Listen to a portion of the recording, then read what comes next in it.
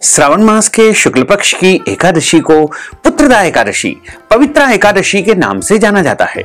इस बार एकादशी तिथि का आरंभ 15 अगस्त 2024 गुरुवार की सुबह 10:27 से हो जाएगा, जो कि 16 अगस्त 2024 शुक्रवार की सुबह 9:40 पर एकादशी तिथि समाप्त हो जाएगी। अतः द्वादशी युक्त सूर्योदय व्यापिनी शुद्ध हरिवासर जो एकादशी रहेगी वो 16 अगस्त 2024 शुक्रवार के दिन ही रहेगी।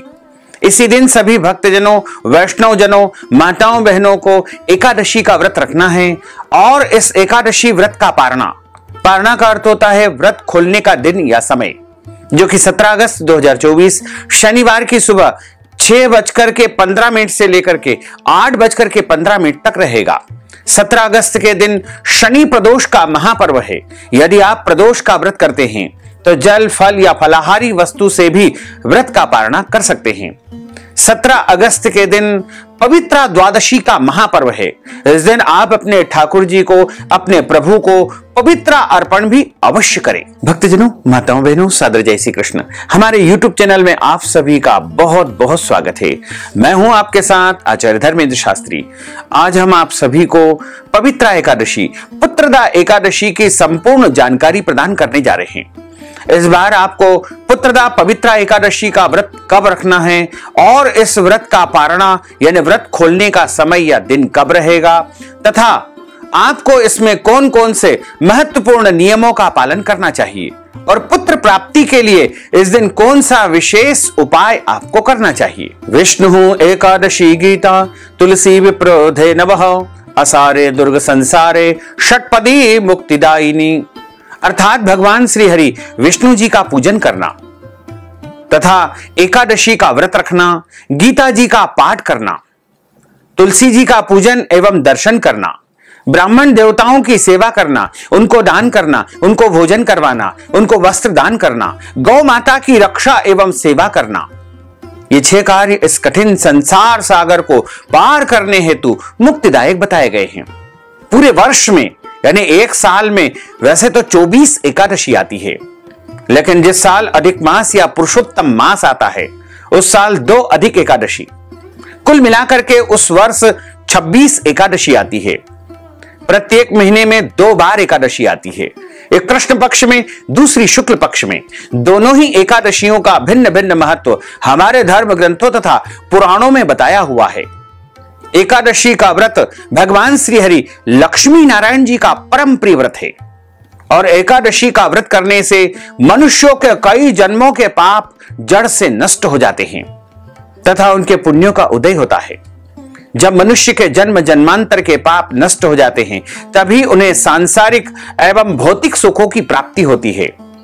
जो भक्तजन, माताएं बहनें प्रत्येक एकादशी का व्रत करते हैं उनको अपने जीवन काल में कम से कम एक बार एकादशी व्रत का उद्यापन अवश्य करना चाहिए या ब्राह्मण देवता के माध्यम से करवाना चाहिए। यदि आप हमारे माध्यम से उद्यापन करवाना चाहते हैं तो इस हेतु हमसे संपर्क करें। आपके लिए हम उद्यापन की विधि अवश्य ही संपन्न करेंगे। और जो भक्तजन, माताएं बहनें एकादशी का व्रत करते हैं उनको दशमी तिथि से लेकर के द्वादशी तक कुछ महत्वपूर्ण नियमों का पालन अनिवार्य रूप से करना चाहिए। इस बार दशमी तिथि के सभी नियमों का पालन आपको 15 अगस्त को करना है और 16 अगस्त को एकादशी का व्रत रहेगा। वहीं 17 अगस्त को द्वादशी तिथि यानी व्रत का पारणा करना चाहिए।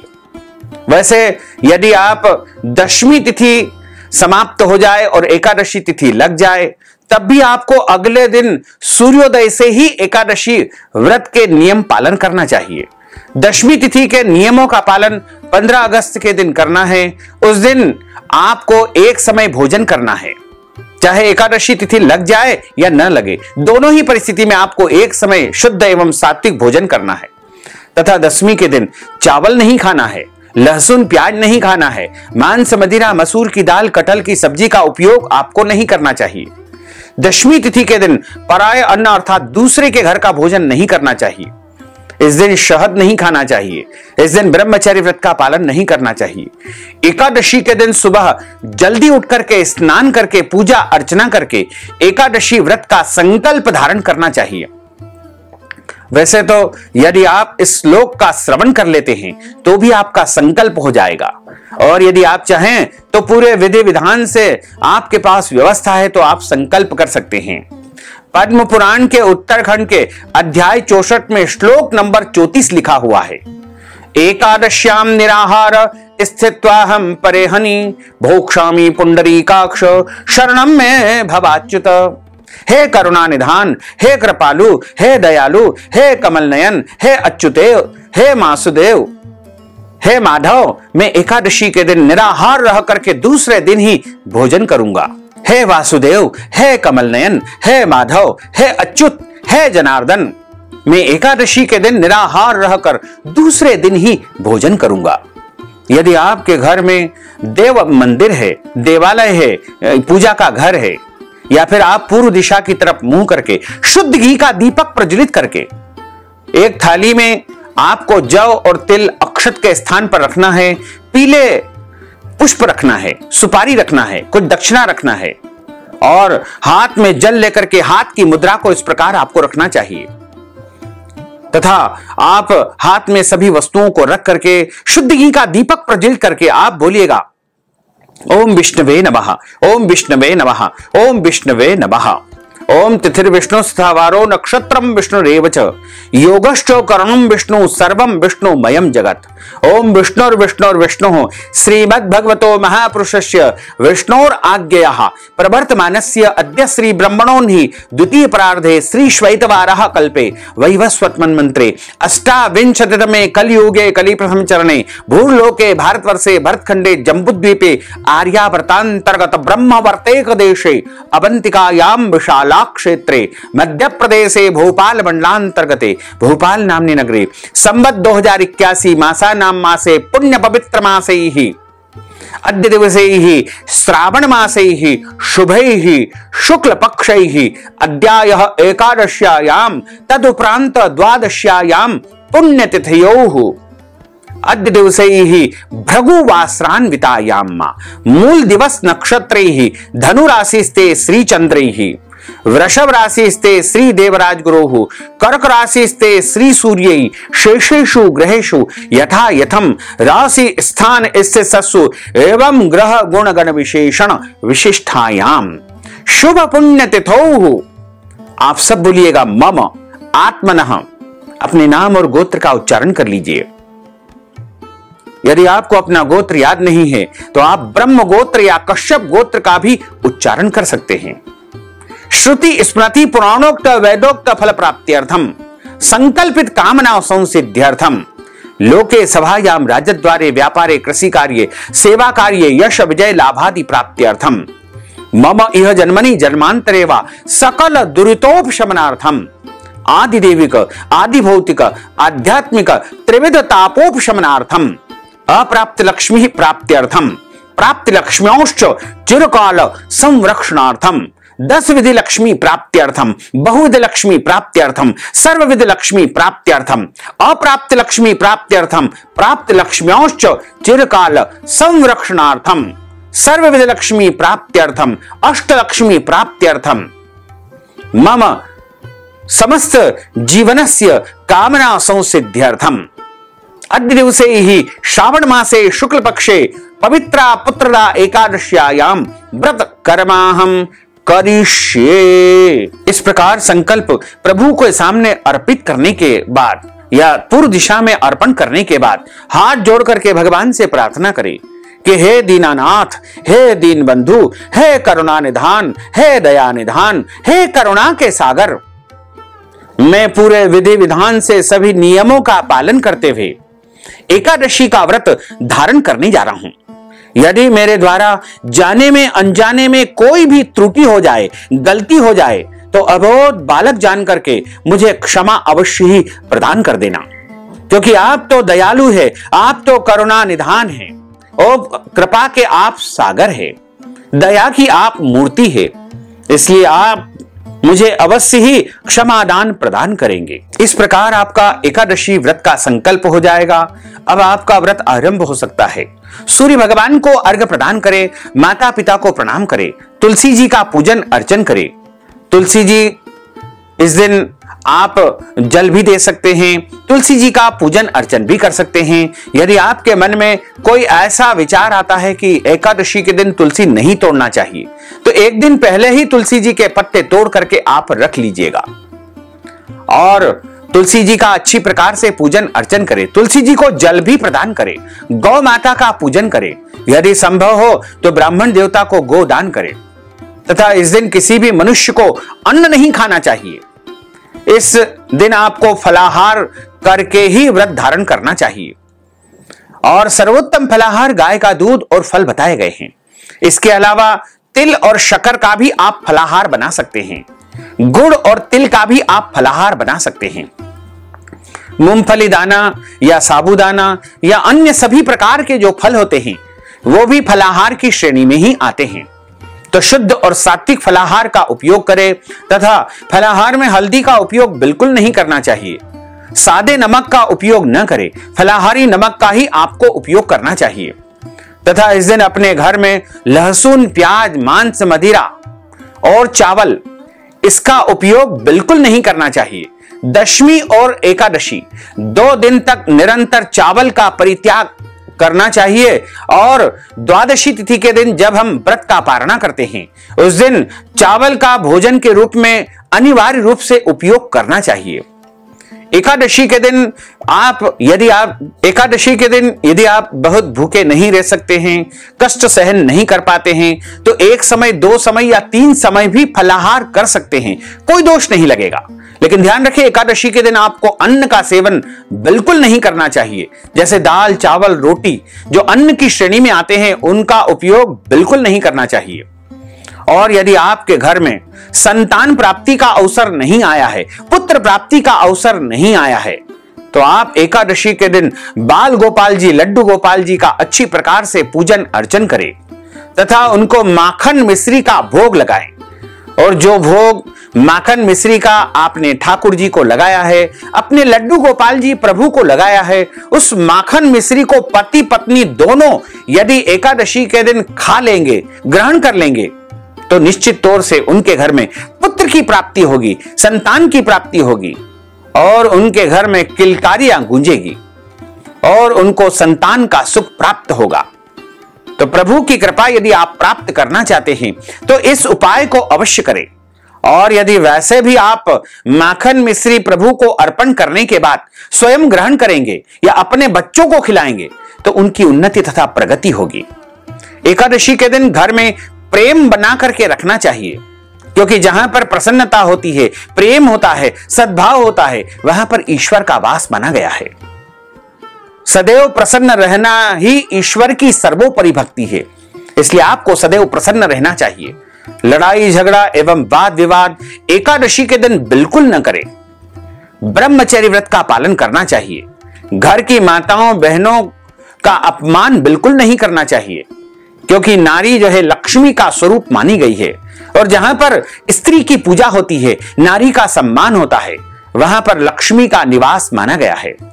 एकादशी के दिन ब्रह्मचर्य व्रत का पालन करना चाहिए। दाढ़ी कटिंग या शेविंग नहीं करवाना चाहिए। किसी का भी अपमान या अनादर बिल्कुल न करें। दिन में सोना नहीं चाहिए। किसी कारणवश यदि आप दिन में सो जाते हैं तो स्नान करके ही शाम के समय पूजन अर्चन करें। रात्रि जागरण करें, भजन कीर्तन करें। और यदि आपके घर परिवार में ठाकुर जी का, प्रभु का, लड्डू गोपाल जी का विशेष पूजन अर्चन होता है तो उस विधि से करें।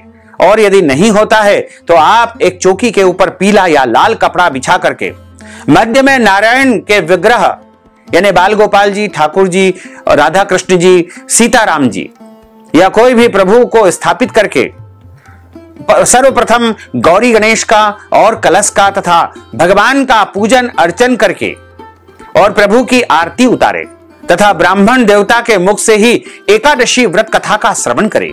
ब्रह्म वाक्य जनार्दन, जब आप ब्राह्मण के मुख से कथा का श्रवण करते हैं तब आपको जनार्दन भगवान विष्णु के श्री मुखारविंद से कथा सुनने का पुण्य फल प्राप्त होता है। और कथा सुनने के बाद ब्राह्मण देवता को यथाशक्ति दक्षिणा प्रदान करें, अन्नदान करे, फलाहार करवाएं, गोदान करे और जो भी संभव हो सके वो वस्तु का दान आपको ब्राह्मण देवता को इस दिन अवश्य करना चाहिए। यदि एकादशी के दिन दान नहीं कर पाते हैं तो आप जब पारणा करते हैं उस समय ब्राह्मण देवता को घर बुला करके भोजन करवाएं। यदि घर बुला करके भोजन नहीं करवा पाते हैं तो ऐसे में उनको आटा, दाल, चावल, सीधा सामग्री का दान करें। यह भी संभव नहीं है तो भोजन के निमित्त ब्राह्मण देवता को नगद धन राशि प्रदान करके भी एकादशी व्रत का पूरा पूरा पुण्य प्राप्त कर सकते हैं। एकादशी के दिन यदि आपके घर परिवार में कोई जन्म अथवा मृत्यु का सूतक लग जाता है या पहले से लगा हुआ है तो ऐसी परिस्थिति में भी आपको एकादशी का व्रत अवश्य करना चाहिए। एकादशी व्रत को कभी भी खंडित नहीं करना चाहिए। लेकिन अशुद्ध अवस्था में यानी सूतक की स्थिति में आपको भगवान का स्पर्श और पूजन नहीं करना चाहिए। 13 दिन का सूतक माना जाता है। 13 दिन तक भगवान का स्पर्श या पूजन कार्य आपको नहीं करना चाहिए। यदि आपके घर परिवार में सूतक लगा हुआ है तो आप इन नियमों का पालन करते हुए एकादशी व्रत अवश्य धारण करें। और यदि कोई माताएं बहनें रजस्वला धर्म पीरियड में, मासिक धर्म में हैं और वो एकादशी का व्रत करना चाहती हैं तो जरूर करें। लेकिन भगवान का स्पर्श और पूजन करना ऐसी अवस्था में 4 दिन तक वर्जित माना गया है। वह 5वें दिन शुद्ध स्नान करके पूजा अर्चना कर सकते हैं। एकादशी के दिन चाय कॉफी का सेवन कर सकते हैं, इसका कोई दोष नहीं लगेगा। अब हम आप सभी को पुत्रदा पवित्रा एकादशी की दिव्य और ज्ञानमयी कथा सुनाने जा रहे हैं। बोलिए श्री लक्ष्मी नारायण भगवान की जय। गुरुर्ब्रह्मा गुरुर्विष्णु गुरुर्देवो महेश्वरा गुरु साक्षात् परब्रह्म तस्मै श्री गुरुवे नमः। श्री अखंड मंडलाकारं व्याप्तं येन चराचरं तत्पदं दर्शितं येन तस्मै श्री गुरुवे नमः। अज्ञानान्तिमिरान्धस्य ज्ञानाञ्जन शलाकया चक्षुरुन्मीलितं येन तस्मै श्री गुरुवे नमः। कृष्णाय वासुदेवाय हरये परमात्मने प्रणतः क्लेशनाशाय गोविन्दाय नमो नमः। वसुदेव सुतं देवं कंसचाणूरमर्दनं देवकी परमानन्दं कृष्णं वन्दे जगद्गुरुं। कृष्णं वन्दे जगद्गुरुं। सच्चिदानंद रूपाय विश्वोत्पत्त्यादिहेतवे तापत्रय विनाशाय श्रीकृष्णाय वयं नुमः। यं प्रव्रजन्तमनुपेतमपेतु कृत्यं द्वैपायनो विरह कातर आजुहाव पुत्रेति तन्मयतया तर्वोऽभिनिर्दुष्टं सर्वभूत हृदयं मुनिमानतोऽस्मि। करारविन्देन पदारविन्दं मुखारविन्देन विनिवेशयन्तीं वटस्य पत्रस्य पुटेशयानं बालं मुकुन्दं मनसा स्मरामि। बर्हापीडं नटवरवपुः कर्णयोः कर्णिकारं बिभ्रद्वास कनककपीशं वैजयन्तीं च मालां। रन्ध्रान् वेणोर्धरसुधया पूरयन् गोपवृन्दैः वृन्दारण्यं सपदरमणं प्राविशत गीतकीर्तिः। करारविन्देन पदारविन्दं मुखारविन्देन विनिवेशयन्तीं वटस्य पत्रस्य पुटेशयानं बालं मुकुन्दं मनसा स्मरामि। कस्तूरी तिलकं ललाटपटले वक्षस्थले कौस्तुभं नासाग्रे वरमौक्तिकं करतले वेणुः करे कङ्कणं। सर्वाङ्गे हरिचन्दनं सुललितं कंठे च मुक्तावलिं गोपस्त्री परिवेष्टितो विजयते गोपालचूडामणिं। फुल्लेन्दीवरकान्तिमिन्दुवदनं बर्हवतं सप्रियं श्रीवत्साङ्कमुदौरकौस्तुभधरं पीताम्बरं सुन्दरं। गोपीनां नयनोत्पलार्चिततनुं गोगोपसङ्घावृतं गोविन्दं कलवेणुवादनपरं दिव्याङ्गभूषणं भजे। जय जय श्री राधारमण, जय जय नवल किशोर, जय गोपी चित चौर्य प्रभु, जय जय जय माखन चोर। मात मेरी श्री राधिका, पिता मेरे घनश्याम, इन दोनों के चरणन में मेरा बारंबार प्रणाम, मेरा बारंबार प्रणाम, मेरा बारंबार प्रणाम। मोहिनी मूरत श्याम की वो मन रही समाय, जो मेहंदी के पात में लाली रही समाय। धन यौवन एक दिन उड़ जाएंगे, जैसे उड़े कपूर। मन मूरख तू राम भज, क्यों चाटे जगधूर।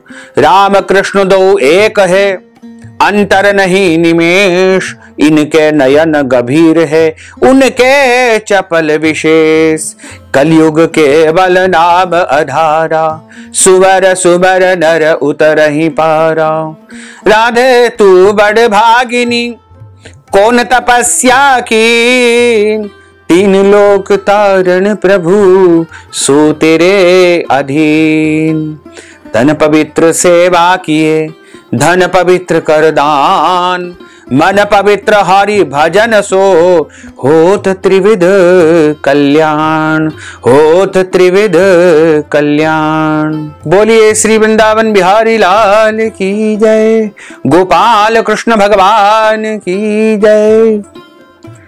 श्रावण मास के शुक्ल पक्ष की जो एकादशी है, उसे पुत्रदा एकादशी या पवित्रा एकादशी के नाम से जाना जाता है। भगवान के कथन के अनुसार यदि निसंतान व्यक्ति इस व्रत को पूरे विधि विधान से व श्रद्धा से करता है, तो उसे निश्चित ही संतान की प्राप्ति हो जाती है। इस व्रत को वैसे तो सभी को करना चाहिए, लेकिन जिनके यहां पुत्र या पुत्री की अभी तक प्राप्ति नहीं हुई है, उनको पुत्रदा एकादशी का व्रत अवश्य धारण करना चाहिए। और यदि आप व्रत नहीं कर पाते हैं, किसी कारणवश व्रत करने में असमर्थ है, तो यदि इस कथा का भी आप पूरे मन से, सच्चे भाव से, सच्ची श्रद्धा से श्रवण कर लेंगे, तो भी आपको पुत्रदा एकादशी, पवित्रा एकादशी का संपूर्ण पुण्य फल प्राप्त हो सकेगा। श्रावण मास के शुक्ल पक्ष की एकादशी को पवित्रा एकादशी या पुत्रदा एकादशी के रूप में मनाते हैं। धर्म ग्रंथों के अनुसार इस व्रत की कथा सुनने मात्र से वाजपेयी यज्ञ का फल प्राप्त होता है। भगवान श्री कृष्ण ने धर्मराज युधिष्ठिर से कहा था कि हे राजन, जो कोई भी मनुष्य इस व्रत को पूरे मनोयोग से, विधि विधान से करेगा, उसकी निश्चय ही सारी मनोकामनाएं पूर्ण हो जाएगी। एक समय की बात है, राजा युधिष्ठिर भगवान को प्रणाम करके उनसे पूछते हैं कि भगवान, श्रावण मास के शुक्ल पक्ष की एकादशी के बारे में आपने मुझे अभी अभी बताया। मैं आपके श्री मुखारविंद से इस एकादशी के विषय में विस्तार पूर्वक जानकारी प्राप्त करना चाहता हूं। इस व्रत की कथा तथा इसका महात्म सुनना चाहता हूं। हे माधव, हे मधुसूदन, हे दयानिधान, आप पूरे विस्तार पूर्वक मुझे इसकी कथा सुनाइए। भगवान कहते हैं कि हे राजन, ध्यान पूर्वक आप पुत्रदा पवित्रा एकादशी की कथा का श्रवण करें, क्योंकि इसके सुनने मात्र से ही वाजपेयी यज्ञ का फल प्राप्त हो जाएगा। भगवान श्री कृष्ण कहते हैं कि हे राजन, द्वापर युग के आरंभ में महिष्मती नाम की एक नगरी थी, जिसमें महीजीत नामक एक राजा राज्य करता था। लेकिन वह राजा पुत्रहीन होने के कारण उसको बहुत बुरा लगता था। उसको अपना राज्य सुखदायक नहीं प्रतीत होता था। उसका मानना था कि जिसके यहां संतान न हो, उसके लिए यह लोक और परलोक दोनों ही दुखदायक होते हैं। पुत्र सुख की प्राप्ति के लिए राजा ने अनेक उपाय किए, परंतु राजा को पुत्र की प्राप्ति नहीं हो पाई। वृद्धा अवस्था यानी बुढ़ापा आते देख करके राजा ने प्रजा के सभी प्रतिनिधियों को राज्य में बुलाया, राजमहल में बुलाया और कहा कि हे प्रजाजनों, मेरे खजाने में अन्याय से उपार्जन किया हुआ धन नहीं है। कभी भी मैंने कोई गलत कर्म नहीं किया है, न मैंने कभी देवताओं तथा ब्राह्मणों का धन छीना है, और मैंने ब्राह्मणों को वचन दे करके कभी उनको वचन से नहीं मुकरा है। यानी मैंने यदि ब्राह्मणों को वचन दिया है कि मैं आपको धन का दान करूंगा, तो मैंने धन का दान अवश्य किया है। क्योंकि ब्राह्मणों को जो धन का दान देकर के वचन से मुकरता है या पीछे हटता है, उसको 60 जन्मों तक भयंकर कष्ट भोगना पड़ता है।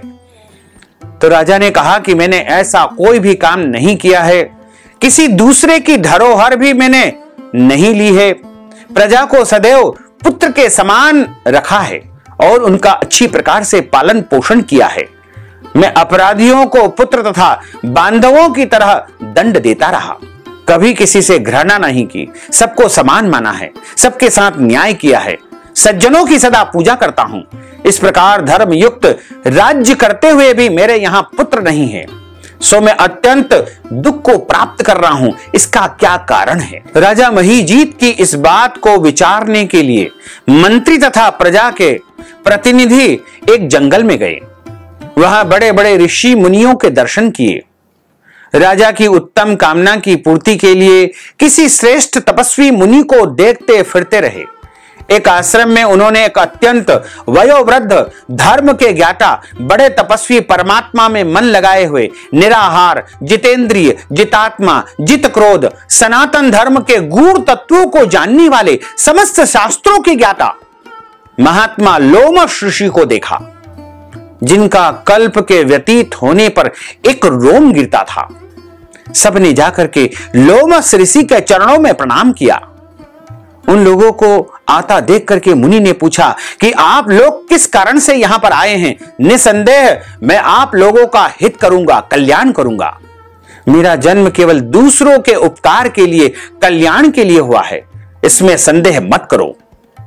लोमश ऋषि के ऐसे वचन को सुनकर के सब लोग बोले कि हे महर्षि, आप हमारी बात जानने में ब्रह्मा से भी अधिक समर्थवान हैं, अतः आप हमारे इस संदेह को दूर कीजिए।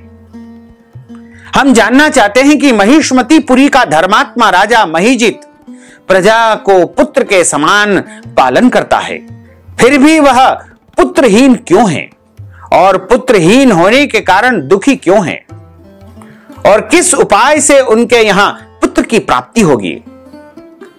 उन लोगों ने आगे कहा कि हम लोग उसकी प्रजा है, अतः उसके दुख से हम सभी दुखी हैं। आपके दर्शन में हमें पूर्ण विश्वास है कि हमारा यह संकट अवश्य ही दूर हो जाएगा, क्योंकि महान पुरुषों के विद्वानों के सानिध्य में रहने से, उनका दर्शन मात्र से सभी कष्ट और संकट दूर हो जाते हैं। अब आप कृपा करके राजा के पुत्र होने का उपाय बताइए कि किस कारण से उनके यहां पुत्र की प्राप्ति होगी। इस वार्ता को सुनकर के ऋषि ने थोड़ी देर के लिए अपनी आंखों को बंद कर लिया और उस राजा के पूर्व जन्म का वृत्तांत जान करके कहने लगे कि यह राजा पूर्व जन्म में एक गरीब वैश्य था। निर्धन वैश्य होने के कारण इसने कई प्रकार के गलत कर्म किए थे, बुरे कर्म किए थे। यह एक गांव से दूसरे गांव में व्यापार करने जाया करता था।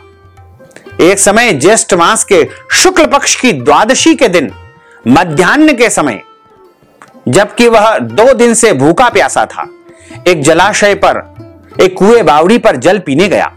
उसी स्थान पर एक तत्काल ब्याही हुई प्यासी गौ माता पानी पी रही थी। राजा ने उस प्यासी गाय को जल पीते हुए हटा दिया और स्वयं वहां पर जल पीने लगा। इसलिए राजा को उसके श्राप के कारण यह दुख सहना पड़ा। एकादशी के दिन भूखा रहने से वह राजा हुआ और प्यासी गो को जल पीते हुए हटाने के कारण पुत्र वियोग का दुख उसे सहना पड़ा। ऐसा सुनकर के सब लोग कहने लगे कि हे ऋषिवर, शास्त्रों में पापों का प्रायश्चित्त बताया गया है, कोई समस्या है तो उसका समाधान भी है, क्योंकि सभी शास्त्रों में सभी गलतियों के लिए जो हमारे पूर्व जन्म में हो गई है, उनके प्रायश्चित्त के लिए इस जन्म में विधि विधान तो बताया है। अतः जिस प्रकार राजा के यह पाप नष्ट हो जाए, प्रायश्चित्त हो जाए, आप कोई ऐसा उपाय बताइए। तब ऋषि कहने लगे कि आप ध्यान पूर्वक सुनिए कि श्रावण माह के शुक्ल पक्ष की जो पुत्रदा पवित्रा एकादशी है, उसका व्रत करके आप यदि राजा को कहेंगे तो निश्चय ही उसके यहां संतान की प्राप्ति होगी। पुत्रदा एकादशी का व्रत करने से राजा के यहां संतान की प्राप्ति हो गई और पूरे राज्य में, नगर में बड़ा धूमधाम से उत्सव मनाया गया। एक और कथा आती है पुत्रदा एकादशी के संदर्भ में कि प्राचीन काल में एक नगर में राजा सुकेतुमान राज्य करते थे। राजा के यहां कोई संतान नहीं थी। इस बात को लेकर के वह सदैव चिंताग्रस्त रहते थे। एक दिन राजा सुकेतुमान वन की ओर चल दिए। वन में चलते हुए वह अत्यंत घने जंगल में चले गए। वन में चलते चलते राजा को बहुत प्यास लगी। वह जल की तलाश में वन में और अंदर की ओर चले गए। वहां उन्हें एक सरोवर दिखाई दिया। राजा ने देखा कि सरोवर के पास ऋषियों के आश्रम भी बहुत बने हुए हैं और बहुत से मुनि वहां पर वेद पाठ कर रहे हैं। राजा ने सभी मुनियों को बारी बारी से प्रणाम किया। ऋषियों ने राजा को आशीर्वाद दिया। राजा ने ऋषियों से उनके एकत्रित होने का कारण पूछा। मुनि ने कहा कि वह विश्वदेव है और सरोवर के निकट स्नान करने के लिए आए हुए हैं। आज से 5वें दिन माघ स्नान आरंभ हो रहा है और आज पुत्रदा एकादशी है। जो मनुष्य इस दिन व्रत करता है उन्हें पुत्र की प्राप्ति होती है। राजा ने यह सुनते ही कहा कि हे विश्वदेवगण, यदि आप सभी मुझ पर प्रसन्न हो तब आप मुझे पुत्र रत्न की प्राप्ति का आशीर्वाद दें। मुनि बोले कि हे राजन, आज श्रावण माह के शुक्ल पक्ष की पुत्रदा एकादशी का व्रत है। आप आज इस व्रत को रखें और भगवान नारायण की आराधना करें। राजा ने मुनि के कहे अनुसार विधि विधान से पवित्रा पुत्रदा एकादशी का व्रत रखा, उसका अनुष्ठान किया।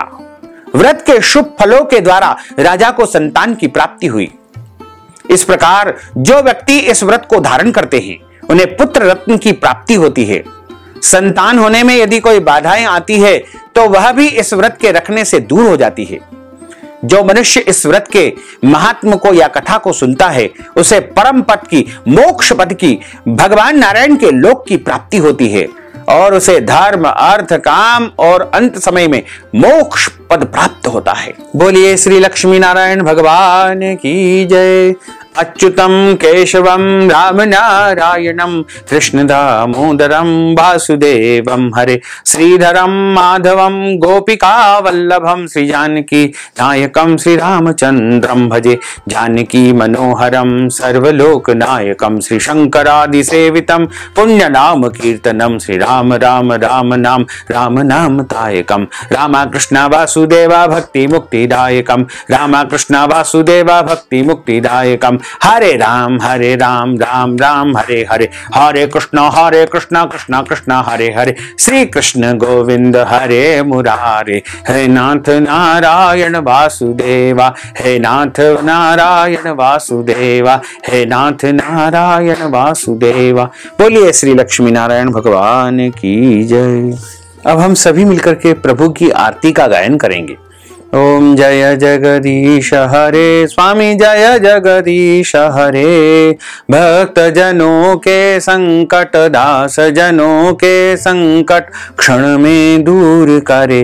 ओम जय जगदीश हरे जो ध्यावे फल पावे दुख बिन से मन का स्वामी दुख बिन से मन का सुख संपत्ति घर आवे सुख संपत्ति घर आवे कष्ट मिटे तन का। ओम जय जगदीश हरे मात पिता तुम मेरे शरण गहूँ में किसकी स्वामी शरण गहूँ में किसकी तुम बिना और न दूजा प्रभु बिना और न दूजा आस करूँ मैं किसकी। ओम जय जगदीश हरे तुम पूर्ण परमात्मा तुम अंतरयामी स्वामी तुम अंतरयामी पार ब्रह्म परमेश्वर तुम सबके स्वामी। ओम जय जगदीश हरे तुम करुणा के सागर तुम पालन करता स्वामी तुम पालन करता मैं सेवक तुम स्वामी मैं सेवक तुम स्वामी कृपा करो भरता। ओम जय जगदीश हरे तुम हो एक अगोचर सबके प्राणपति स्वामी सबके प्राणपति किस विधा मिलहूँ दयामय, किस विधा मिलहूँ दयामय, तुमको मैं सुमति। ओम जय जगदीश हरे, दीन बंधु दुख हरता तुम ठाकुर मेरे, स्वामी तुम रक्षक मेरे। अपने हाथ उठाओ अपनी शरण लगाओ, द्वार पड़ा तेरे। ओम जय जगदीश हरे, विषय विकार मिटाओ, पाप हरो देवा, स्वामी पाप हरो देवा।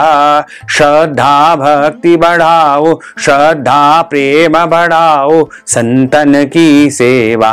ओम जय जगदीश हरे, तन मन धन सब कुछ है तेरा, स्वामी सब कुछ है तेरा। तेरा तुझको अर्पण, प्रभु जी का प्रभु जी को अर्पण, क्या लागे मेरा। ओम जय जगदीश हरे, पूर्ण ब्रह्म की आरती जो कोई नर गावे, स्वामी जो कोई नर गावे। कहत शिवानंद स्वामी, जपत हर हर स्वामी, मन वांछित फल पावे। ओम जय जगदीश हरे, जय जगदीश हरे, स्वामी जय जगदीश हरे, मोहन जय जगदीश हरे। भक्त जनों के संकट, दास जनों के संकट, बंसी वाला दूर करे। ओम जय जगदीश हरे। ओम कर्पूरगौरम करुणावतारम संसार सारम भुजगेन्द्रहारम, सदा वसंतम हृदयारविंदे भवम भवानी सहितम नमामि। मंदारमालांकुलितालकाये कपालमालांकितशेखराये, दिव्यांबराये च दिगंबराये, नमः शिवायै च नमः शिवायै। आरार्तिक्यं समर्पयामि, नमो नमः। अथ मंत्र पुष्पांजलि। हरि ओम मा यज्ञेन यज्ञमय जंत देवास्तानि धर्माणि ब्रह्माण्यासन्न, तेहनाकं महिमानः सचन्त्र यत्र पूर्वे साध्याः सन्ति देवाः। ओम राजाधिराजाय प्रसय्य साहिने, नमो वयं वै श्रवणाय कुर्महे। समे कामान काम कामाय, मह्यं वैश्रवणो दधातु, कुबेराय वैश्रवणाय महाराजाय नमः। ओम स्वस्ति साम्राज्यं भोज्यं स्वराज्यं, वैराज्यं पारमेष्ठ्यं राज्यं, महाराजमाधिपत्यमय्यं समन्तपर्याय स्यात् सार्वभौमः सर्वायुष आन्तार्धा, परार्धात् पृथिव्ये समुद्र पर्यन्ताय। एकराट् इति तदप्येष श्लोकोऽभिहितो मरुतः, परिवेष्टारो मरुतस्यावसान ग्रहे, आविक्षतस्य कामप्रेर्विश्वे देवा सभासदेति। ओम विश्व तच्चक्षुरुत विश्वतो मुखो, विश्वतो बाहुर्त विश्वस्मात् संबाहुभ्यां धमति संपदस्त्रेर्द्या वा, भूमिं जनयन् देवैकः। ओम एकदंताय विद्महे वक्रतुंडाय धीमहि, तन्नो दन्ती प्रचोदयात्। आदि शक्ति च विद्महे जगत माताय धीमहि, तन्नो शक्ति प्रचोदयात्। तत्पुरुषाय विद्महे महादेवाय धीमहि, तन्नो रुद्रः प्रचोदयात्। नारायणाय विद्महे वासुदेवाय धीमहि, तन्नो विष्णुः प्रचोदयात्। महालक्ष्म्यै च विद्महे विष्णुपत्न्यै च धीमहि, तन्नो लक्ष्मीः प्रचोदयात्। ओम क्लीं कृष्णाय विद्महे दामोदराय धीमहि, तन्नो श्रीकृष्णः प्रचोदयात्। ओम सांगाय सपरिवाराय सायुधाय सशक्तिकाय सवाहनाय सगणाय भगवते श्री लक्ष्मी नारायण देवताभ्यो नमो नमः। मंत्र पुष्पांजलिं समर्पयामि, नमो नमः। नाना सुगंध पुष्पाणि यथा कालोद्भवानि च, पुष्पांजलिं मया दत्तं गृहाण परमेश्वर। मंत्र पुष्पांजलिं समर्पयामि, नमो नमः। मंत्रहीनं क्रियाहीनं भक्तिहीनं सुरेश्वर, यत् पूजितं मया देव परिपूर्णं तदस्तु मे। आवाहनं न जानामि विसर्जनं, पूजां च न जानामि, क्षम्यतां परमेश्वर, क्षम्यतां परमेश्वर, क्षम्यतां परमेश्वर। पापोऽहं पापकर्माहं पापात्मा पाप संभव, त्राहि मां पुंडरीकाक्ष सर्व पाप हरो हर। त्राहि मां पार्वतीनाथ सर्व पाप हरो हर, त्राहि मां लक्ष्मीनाथ सर्व पाप हरो हर। त्वमेव माताश्च पिता त्वमेव, त्वमेव बन्धुश्च सखा त्वमेव, त्वमेव विद्या द्रविणं त्वमेव, त्वमेव सर्वं मम देव देव, त्वमेव सर्वं मम देव देव। बोलिए श्री लक्ष्मी नारायण भगवान की जय, श्री द्वारकाधीश भगवान की जय, श्री वृंदावन बिहारी लाल की जय, श्री गोवर्धन नाथ भगवान की जय, श्री गिरिराज धरण की जय, श्री बालकृष्ण लाल की जय, श्री श्याम सुंदर यमुने महारानी की जय, श्री जगत गुरु वल्लभाधीश की जय, श्री गोसाई जी परम दयाल की जय, श्री गुरुदेव की जय, लाडले लाल की जय, आज के आनंद की जय, धर्म की जय हो, अधर्म का नाश हो, प्राणियों में सद्भावना हो, विश्व का कल्याण हो, सनातन धर्म की जय हो, गौ माता की जय हो, नगर बस्ती की जय हो, आज के आनंद की जय हो, कल के आनंद की जय हो, परसों के आनंद की जय हो, बरसों बरसों के आनंद की जय हो। ओम नमः पार्वती पते, हर हर महादेव हर। जय जय श्री राधे श्याम। काल हर, कंटक हर, दुख हर, दारिद्र हर, आनंद की लहर कर। भक्तजनों, माताओं बहनों, यदि आप पवित्र एकादशी, पुत्रदा एकादशी के निमित्त कथा की दक्षिणा प्रदान करना चाहते हैं या अपनी ओर से एकादशी व्रत का उद्यापन करने हेतु नगद राशि प्रदान करना चाहते हैं, ब्राह्मणों को फलाहार करवाना चाहते हैं, ब्राह्मणों को भोजन करवाना चाहते हैं, ब्राह्मणों को वस्त्र दान करना चाहते हैं, अन्नदान देना चाहते हैं, गौदान देना चाहते हैं, तो आप हमारे गूगल पे, फोन पे, पेटीएम नंबर, अकाउंट नंबर के माध्यम से नगद धन राशि पहुंचा करके पुत्रदा एकादशी, पवित्र एकादशी का संपूर्ण पुण्य लाभ प्राप्त कर सकते हैं। साथ ही आप सभी से अनुरोध है कि हमारे इस ज्ञानवर्धक वीडियो को अधिक से अधिक लोगों को शेयर करिएगा, लाइक करिएगा, कमेंट करिएगा, और यदि अभी तक आपने सब्सक्राइब नहीं किया है तो अभी और इसी समय सब्सक्राइब कर लीजिए, ताकि इसी प्रकार की ज्ञानवर्धक वीडियो आपको सबसे पहले प्राप्त हो सके। आपको और आपके पूरे परिवार को सादर जय श्री कृष्ण, सादर धन्यवाद।